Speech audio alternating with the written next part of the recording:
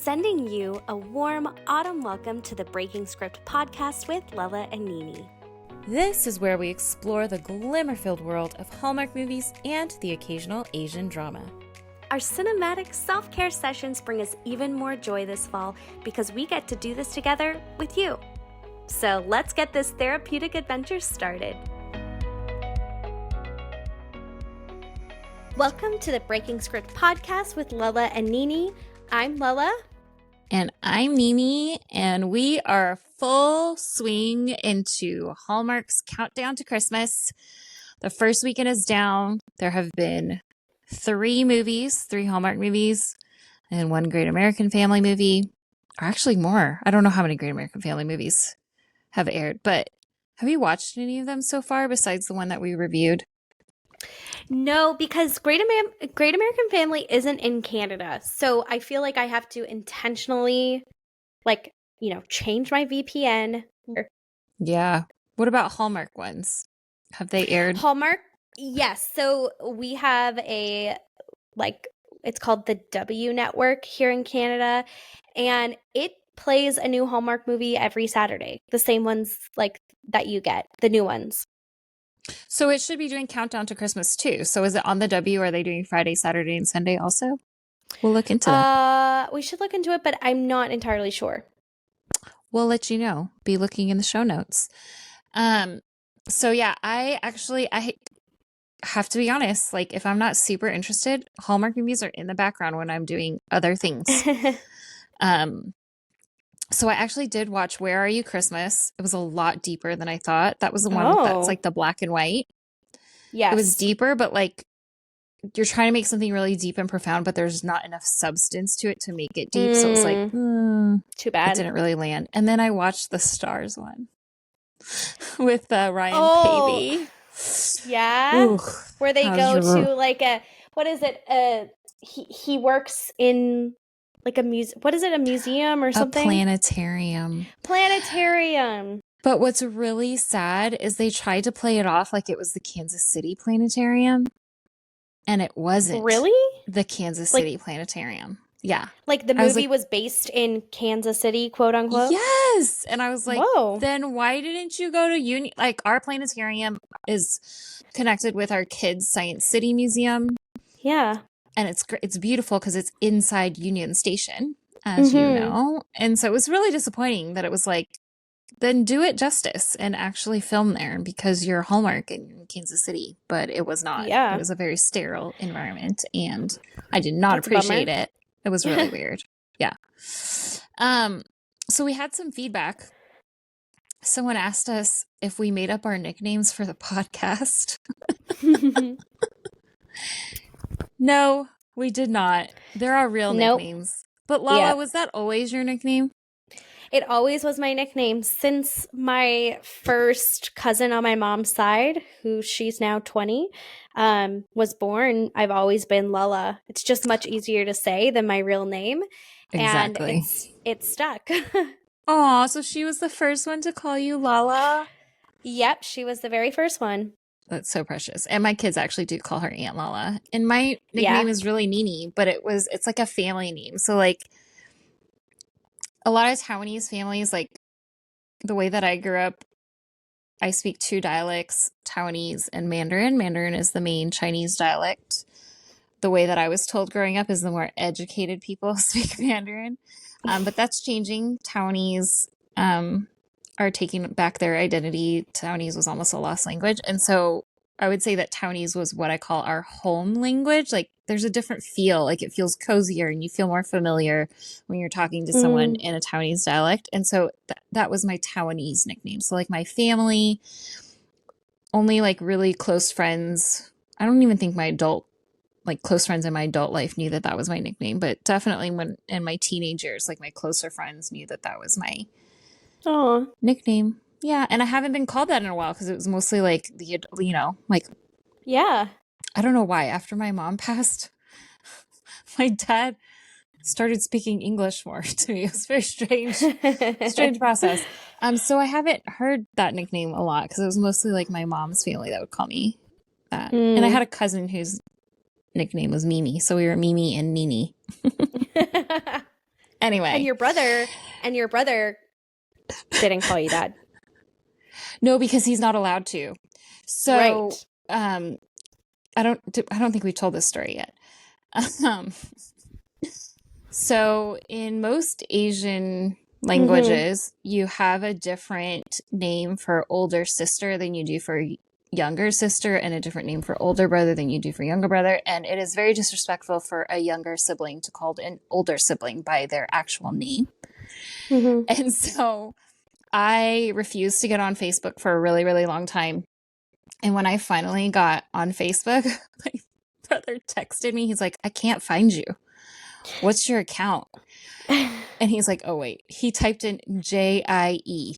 He was looking for J. And I was like, yeah, no, I'm not J on Facebook. But anyway, that's a fun fact for you. But thank you so much for your feedback, you guys. It's been heartwarming. I had another friend tell me, I want you to know, like, if you're in midst of still like trauma recovery or burnout recovery or coming out of a season of like intense transition and extended transition where you feel like you're not finding your grounding or your footing, is real. So be patient with yourself. I'm still in midst of the process myself. And it's so recent that even like, I don't know, a week ago, or has it been 2 weeks? Whenever I drove to Atlanta, that weekend, I know I came back a different person and I was only gone for not even 72 hours. Wow. But my friend, when we were there, she was like, she had like tears in her eyes and she was like, there she is. There's Nini. Like, I've been waiting for you for a long time.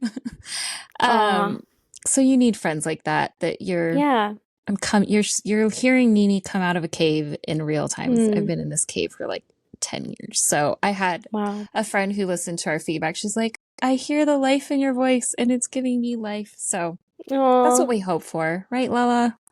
For sure. Definitely. Yeah. We're hoping the podcast gives you that light and fluffy feels. It's a way to like, this is from my brain spotting training. My mentor, his 2 quotes are notice what you're noticing. It's usually like in your body, your emotions, and get curious about it. So we hope that our podcast is a light and fluffy way to just take out the stigma of mental health and self-care and make it normal. So you get curious about the indicator lights going off in your body's nervous system and some language to process it cognitively also, but we're just like sprinkling it through in midst of our conversations about light and fluffy, hopefully light and fluffy Hallmark movies. So just be kind to yourself. It's a spirit, soul, and body ongoing process, and it looks different for everyone. And even for yourself, it's going to be different in every seasons of life. And just be very aware of that this holiday season, because I think we can get lost in midst of the hustle and bustle. So with that, we're so excited for today's episode of The Way Home, because there can't be possibly a better show to talk about trauma recovery. Lala, would you like to introduce our inaugural The Way Home episode? For sure. Okay, so season 1, episode 1 is called Mothers and Daughters. The year is 1814 in Port Haven, New Brunswick, and an unknown young woman is terrified and running for her life. Covered in dirt and out of breath, she's being chased by shadowy figures. With them closing in, she reaches the end of a forest, and there's nowhere to go besides the pond in front of her. She mumbles to herself briefly before jumping in and disappearing under the water, free from the pursuers. Forward to present day in Minneapolis, Minnesota, where 15-year-old Alice Dewan is up next to perform at her high school talent showcase. She's introduced by a host and takes the stage. Before she begins, she glances over at her father, Brady, in the audience, only to see him distracted on his phone. Her mother? Nowhere in sight. She runs off stage and sets off the school fire alarm before exiting the building. Outside, Alice's mom, Kat, rushes up to the school only to meet her ex-husband, Brady, and the principal, Mendoza, mid-conversation. They are both disappointed to learn that from Miss Mendoza that Alice is no longer welcome back at the school. They call Alice, who doesn't answer. A vulnerable Kat reveals she's been let go from her dream job as a reporter, while Brady shares that his girlfriend, Rachel, just moved in with him. Brady receives a text message. Rachel knows where Alice is.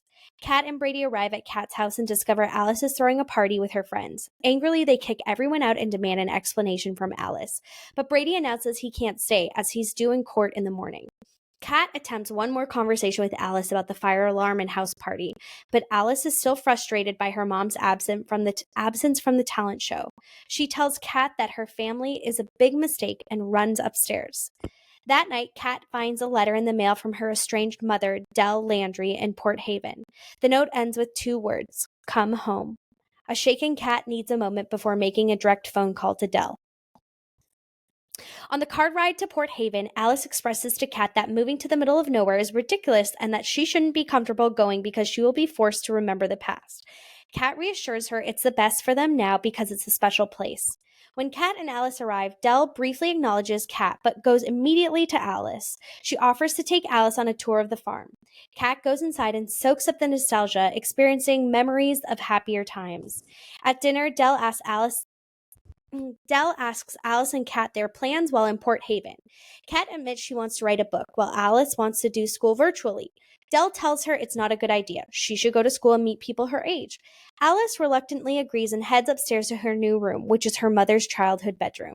There, she texts her father that she hates the farm and asks him to call her. Under the bed, Alice finds a funeral program for her grandfather, Colton, from February 2000.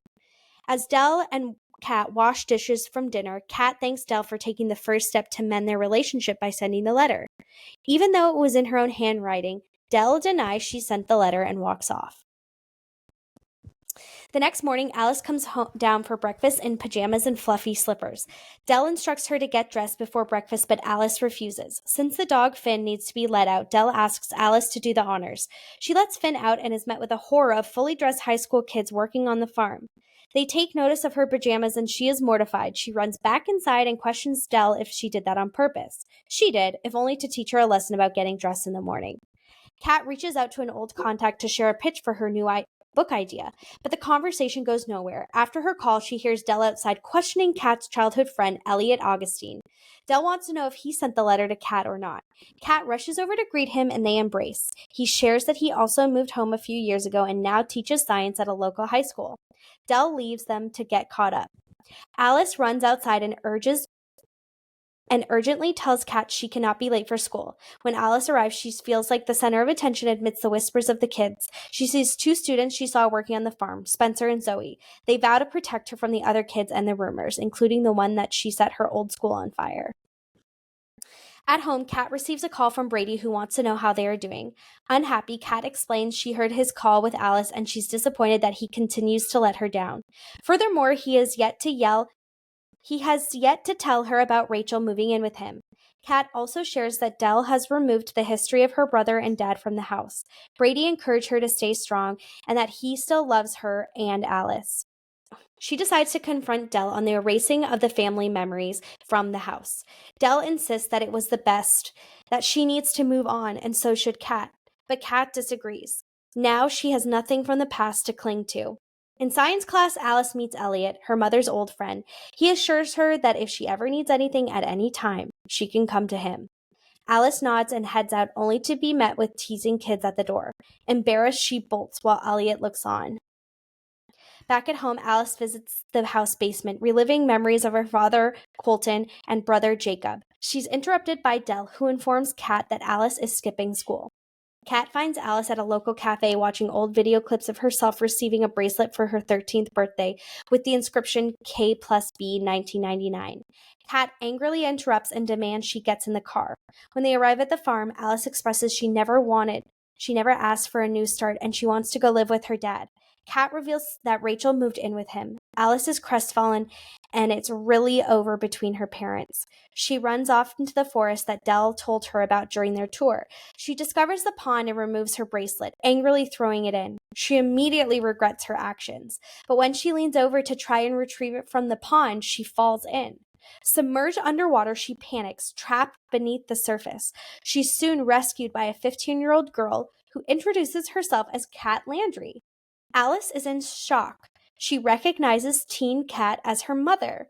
On the way back to Kat's house, she runs into teenage Elliot as well as Kat's father.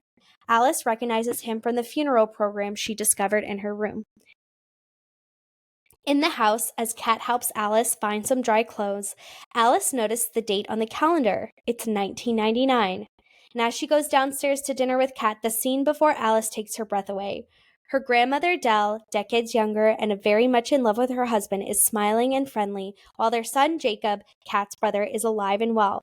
Through the conversation at dinner, Alice notices how much Dell has changed since Colton and Jacob have passed away.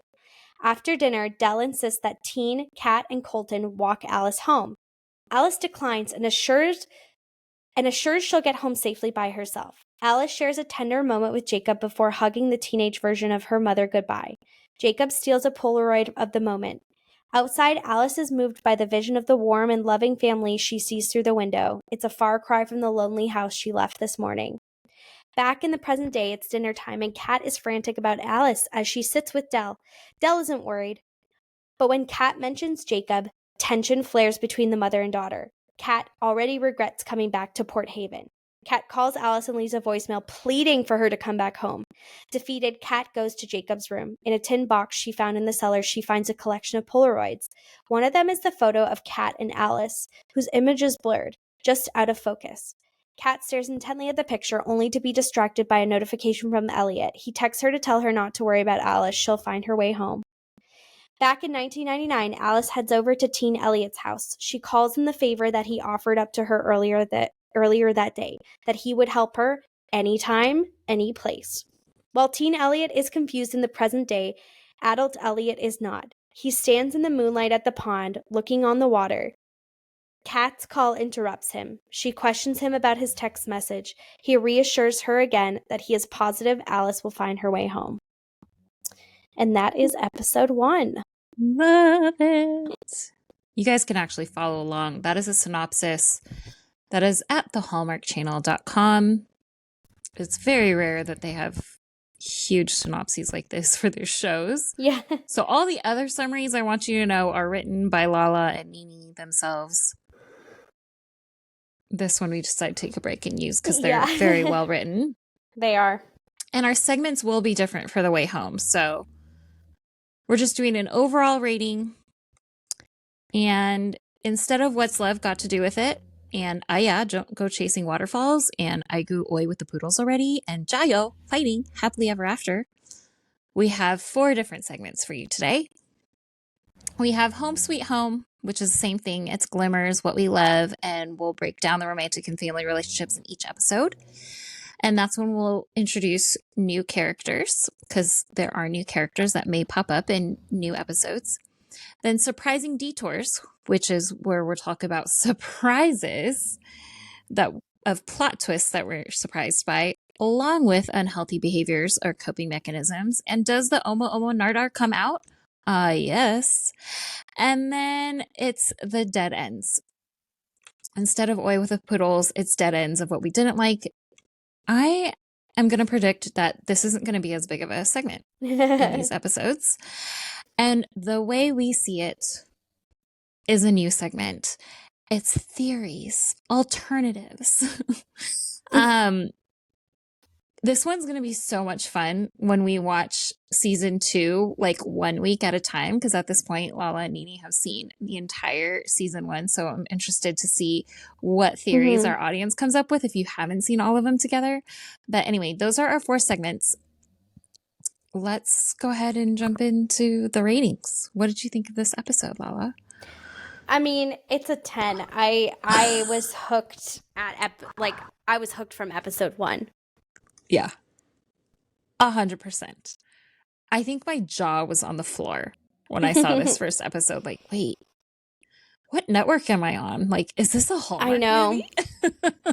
Seriously, it felt so different, and it had such a hook at the beginning.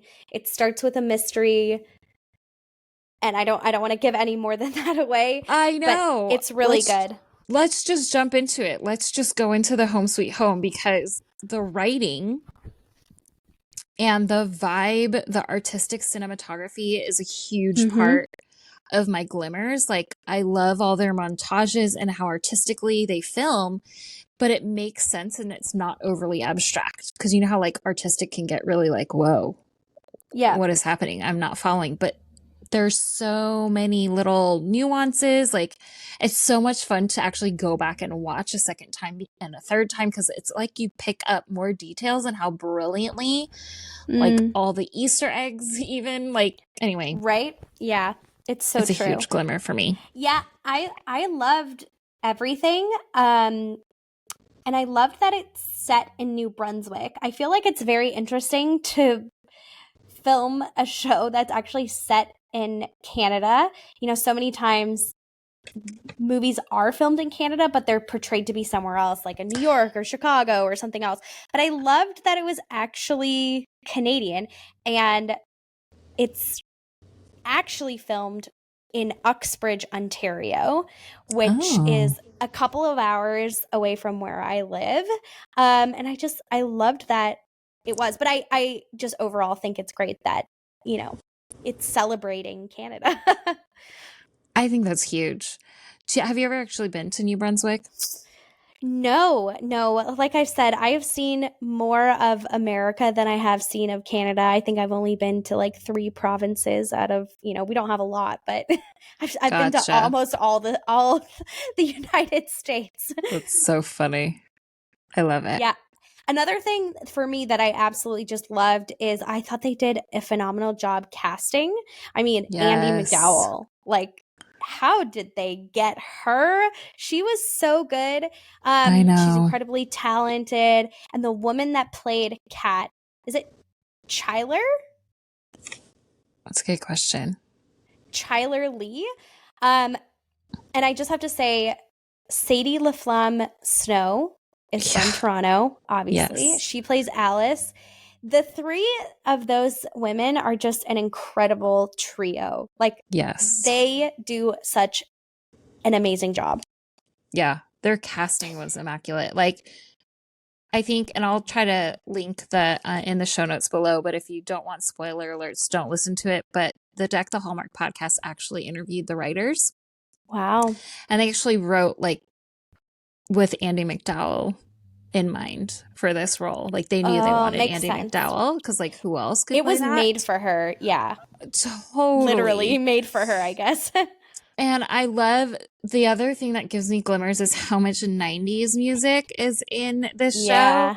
It's just, the music choices are fabulous. And Sadie, which you'll see in future episodes, like, is the perfect musician. Yeah.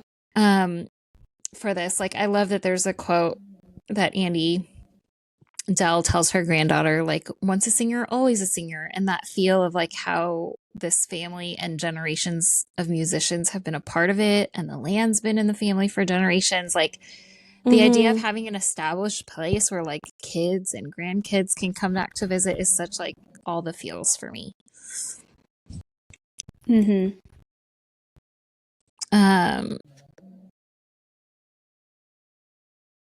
Okay, where else are we going here? Oh, we have to back up though. More glimmers with the writing. Like, I feel like there's so many glimmers, and I could pick this apart and say so much just in the glimmers section. Like, it's the opposite of typical Hallmark movies where Away with the Poodles is a lot longer.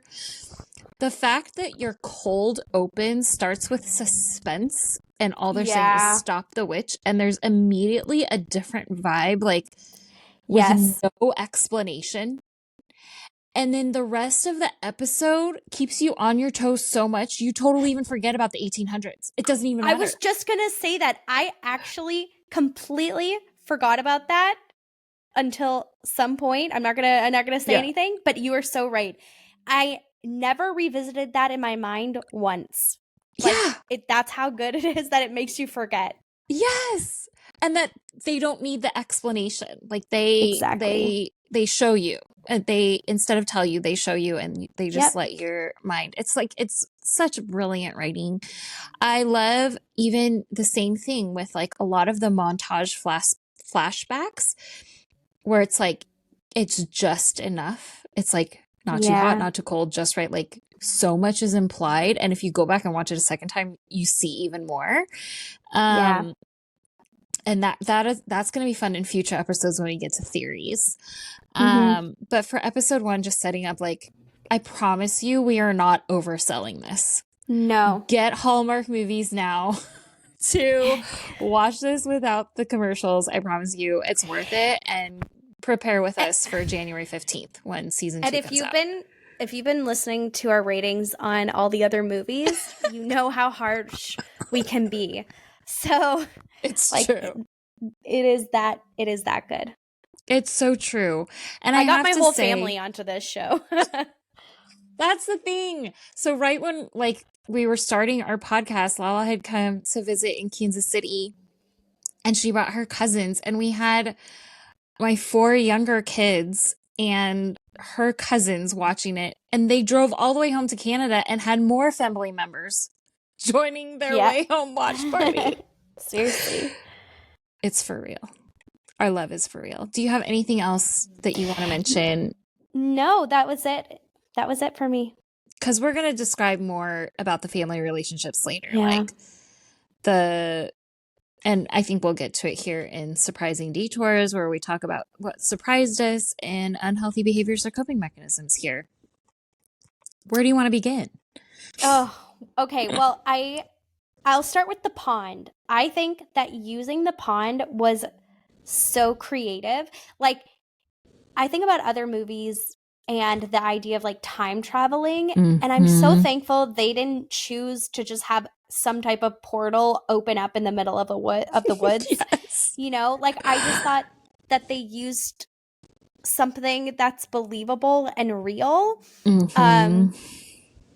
to not make it cheesy. Like that wasn't cheesy at all. If anything, it added confusion because you never knew if which reality she was living in because it looked the same. So I just thought that was like A+.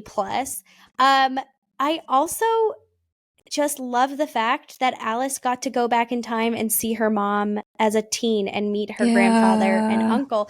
Like I thought that was, I mean, obviously it's surprising because you're watching this, everything is a surprise, but I just love, that was something that was really special. Like how much do we wish that we could do that in real life? But again, when you start watching this movie, you do not expect it. So this is kind of in the glimmers, but it's like when you start to realize what's happening, you're, like you said, your mouth is just open. It's surprise after surprise. So I loved that. Okay, my jaw dropped with the picture, the Polaroid picture. Yes. Brilliant, beyond brilliant to have that. And you just start, okay, but one thing that kind of begins to happen in this episode, which is also kind of surprising because it starts out kind of light, more dramatic, but nothing heavy. But there's like an eerie feeling when Alice is in the other time and Kat is talking with Dell and she says Alice isn't from here and they're talking about Jacob's disappearance. Like it starts to unravel another storyline, but there's just like kind of a weird feeling around it. Yes. Oh my gosh. I'm going to say more on that in theories, but yes, there's so much I want to say here because I love all the surprises. But I feel like I can't talk more about that without bringing out, I feel like I have to start off with the Omo Omo Nardar. Sure. I don't want no scrubs here. Because I think it's pretty obvious to all of us. Well, maybe it's not. Maybe it's not obvious that Brady he's a bad dad. narcissistic personality disorder. Like you won't be so certain. Most of the audience probably won't be so certain until like you watch more episodes and you're like, yeah, there's no coming back from that. But I felt like it was the most real portrayal of how it looks in real life. The way that he's like accusing and gaslighting. Yeah. And he goes back and forth like, oh my gosh. I never thought about it because he was the one at Alice's performance and Kat wasn't, which almost sets him up to be the more present parent. But really, Yes. he's not. Oh, wow. Yeah, I know. So much Wow. cognitive dissonance. I'm actually writing a book with a friend on moving out of cognitive dissonance. So, like, it's fresh on my mind and my heart right now.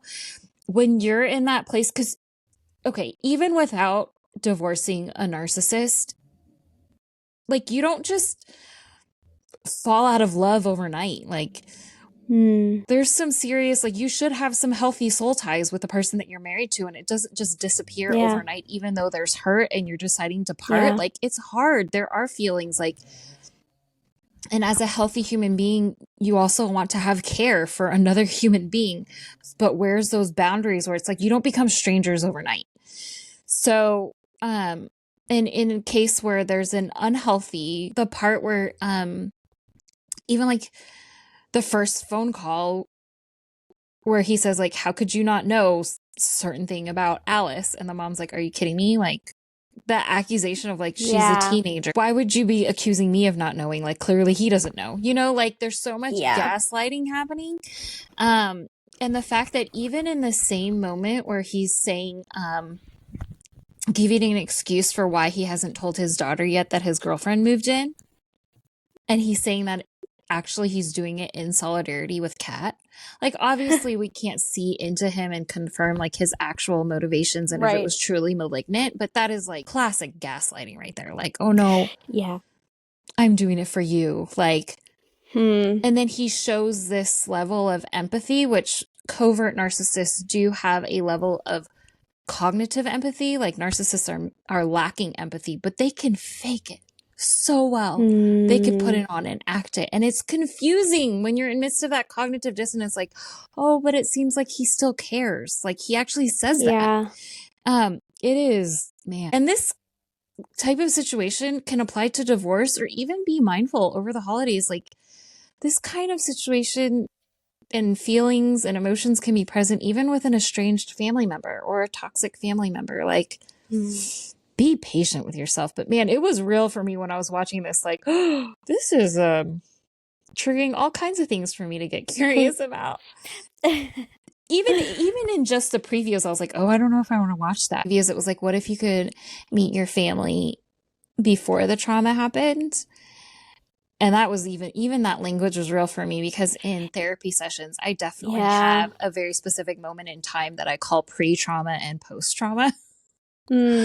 So that was, and I wonder in my head, like, how my kids are going to describe that to their therapists. Anyway, I talked enough. Your turn. I mean,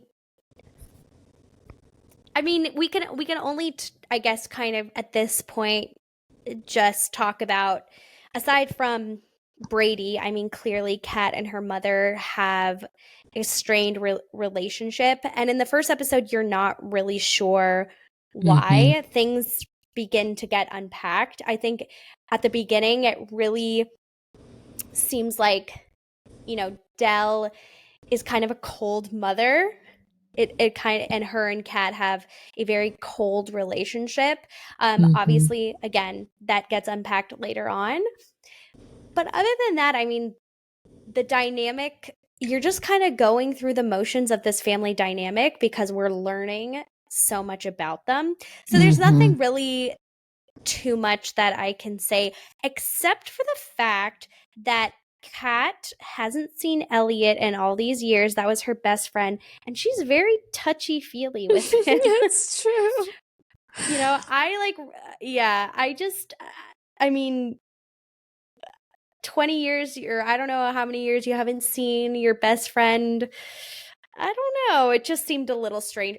I don't know. It seemed strange to me. Probably no one else, but yeah. No, it seems strange. It was strange to me. I definitely pointed that out. Like, you're so disconnected that you didn't even know about each other's divorces. But then you're so touchy-feely is like, whoa. Yeah. Whoa. So it's interesting. It's very interesting.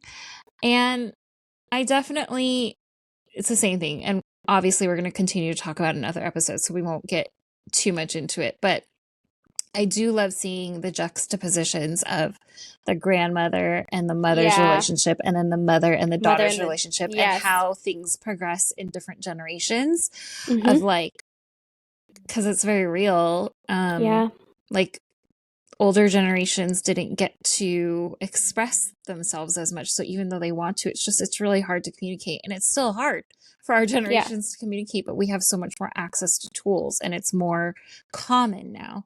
And so you can see how like Dell is putting off this vibe that it thinks Alice's disappearance isn't affecting her, but she's only putting that on because it's her coping mechanism because she doesn't want to fall apart. But Yeah. that's what Kat's like responding to. And then Kat's kind of doing the same thing for Alice. There's a lot she's hiding. Yeah. That is actually like mistreatment of her ex to her that she's hiding from Alice. Mm. And it's not uncommon in these situations for the child to be upset with the parent who's actually a victim. It's actually so common. So, man, so many things that are real here, but it's going to continue in further episodes. So I feel like we can end this segment here. Yeah. Mhm. And move on to the dead ends, which is what we didn't like. Usually this is where we talk about like plot holes, continuity issues. Not a whole lot here for me. There wasn't a lot here for me. I think the only thing, and you touched on it, I just didn't like Brady, but I also didn't like who they cast for Brady, if I'm being I agree. honest. I just felt like him and Kat didn't have chemistry. He felt kind of stiff. It just didn't feel believable. Again, I thought they did a phenomenal job with casting. Even the supporting actors, like Yes. he was a miss for me. I don't know. It just wasn't. I was not a fan. Yeah. Well, spoiler alert, you're going to see a younger Brady in future episodes. I felt like they did a really great job casting a younger and older Brady. Yes. But there wasn't the chemistry between Kat and Brady's was kind of like, eh. Mm-hmm. But maybe it needed to be that way so we don't like him. I don't know. The only thing here is what teenager has a party during the day? Yeah, that was a little bit interesting because, like, if everyone was still at school. Yeah. And yeah. Like, usually, like, exactly. Okay, if your parents are gone overnight, but who does that during the day? And then what school has community service hours before school starts in the morning? Oh, and it's been a while since I've been in school, so I don't know. But yeah, usually it's lunch, right? Or after school. And then the only other thing is, this is a minor detail, but Kat and Elliot reference a spoken word hit of the late 90s. Oh, missed that. Yeah, exactly. Like, what are spoken word hits, period, and of the late 90s? Like, yeah. I don't know. Anyway. The last thing that I will say, and this is just a very minor point, but if we're going to talk about like continuity, I know that Andie MacDowell, who plays Dell, she in her role has kind of a Southern accent. Mm-hmm. And I know at some point they do talk about her not being from Canada, but I didn't remember that, and I think I got halfway through the series and I was like, this is so weird, like no one in Canada has a Southern accent. That's so funny. But I think they just weren't really clear with that at the beginning. It was just like a line, like I think it was her husband's family's farm, and she's like a transplant from maybe like Texas or something. Anyways, I just, for some reason, for like the whole season, it wasn't until I think I went back, it drove me nuts because I'm like, Canadians don't have country accents. So this is true. If anyone is wondering, no, in New Brunswick especially does not have a Southern accent. A Southern accent. That's hilarious. Well, our next segment is The Way We See It. This is theories, what we think happens next. And obviously this section is going to be shorter because we've seen all 10 Mm-hmm. episodes. But I will say I remembered when I saw that Polaroid in the first episode, and I had only seen the first episode, I wondered if Alice was the witch. That was my theory. Oh, yeah. See, I never went back to that big opening scene. I think the whole time I literally was just so fixated on the death of Kat's brother and the mystery of Jacob. Yeah. Yeah. I just love it. I love that it ends with Elliot standing at the edge of the pond. Anytime I see the edge of the pond or the backpack on the rock at the edge of the pond, like, I get all the feels. Love, love, love. Do you have any final thoughts or favorite quote? I loved Delle's quote. It was simple, but it's true. She said, "Rule number 1, don't fear change." It's like very true. Good That's one, Delle. exactly what I wrote it also. Really? Yeah. Because I actually wrote what she said before that about getting out of your comfort zone and going someplace new can be scary, but that is how we learn about ourselves. And that can apply to like a physical location, but sometimes it's not a physical location. It's just a new season. And she says, jump in feet first, which I was like, what a pun. I love it. So good. Well, that brings us to the end of episode 1 of The Way Home. I hope you're enjoying it. We're so looking forward to breaking script with The Way Home. Yay. Season 1 during the holidays, like extra glimmers. Be sure to follow us and subscribe. We have new social media accounts because if you haven't heard, on Boba Breaks 4, we announced that we are entering to be guests on another podcast. We have to be chosen. And we have to have 250 subscribers on a mailing list and 2,500 followers across all social media. And we have 0 right now because it hasn't been set up yet. So when this comes out, it should have been set up already. Please go to our social media accounts. Please share. And thanks for breaking script with us. Follow our podcast and hit the notification bell button so you never miss an episode. And share so that we can share all the glimmers in our Breaking Script podcast episodes. Thanks so much for joining.